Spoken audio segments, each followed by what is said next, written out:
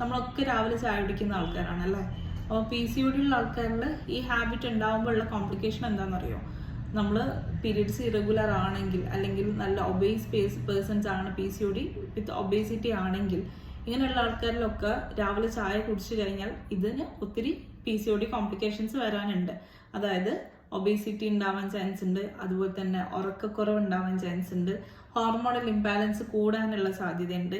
അതുകൊണ്ട് കഴിയുന്നതും നമുക്ക് രാവിലത്തെ ടീ എന്ന് പറയുന്നത് പല രീതിയിൽ സബ്സ്റ്റിറ്റ്യൂട്ട് ചെയ്യാം. ഒന്നെങ്കിൽ ഗ്രീൻ ടീ ആയിട്ട് സബ്സ്റ്റിറ്റ്യൂട്ട് ചെയ്യാം, അല്ലെങ്കിൽ സ്പിയർമിൻറ്റ് ടീ ആയിട്ട് സബ്സ്റ്റിറ്റ്യൂട്ട് ചെയ്യാം, അതും അല്ലെങ്കിൽ ഓവർനൈറ്റ് സോക്ക് ചെയ്ത് വെച്ച് ഒരു ഗ്ലാസ് ഉലുവ വെള്ളമാക്കി സബ്സ്റ്റിറ്റ്യൂട്ട് ചെയ്യാം, അതും അല്ലെങ്കിൽ കറുകപ്പട്ട ഇട്ട് തിളപ്പിച്ച ഒരു ഗ്ലാസ് വെള്ളമായിട്ടും നമുക്ക് സബ്സ്റ്റിറ്റ്യൂട്ട് ചെയ്യാം.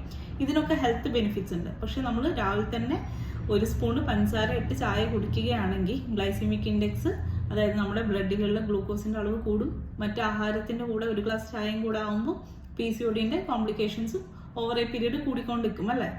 അതുകൊണ്ട് പറ്റുന്നതും PCOD ഉള്ള ആൾക്കാർക്ക് ഈ ഹാബിറ്റ് ഉണ്ടെങ്കിൽ, രാവിലെ തന്നെ ചായ കുടിക്കുന്ന ഹാബിറ്റ് ഉണ്ടെങ്കിൽ അത് മാറ്റാൻ വേണ്ടി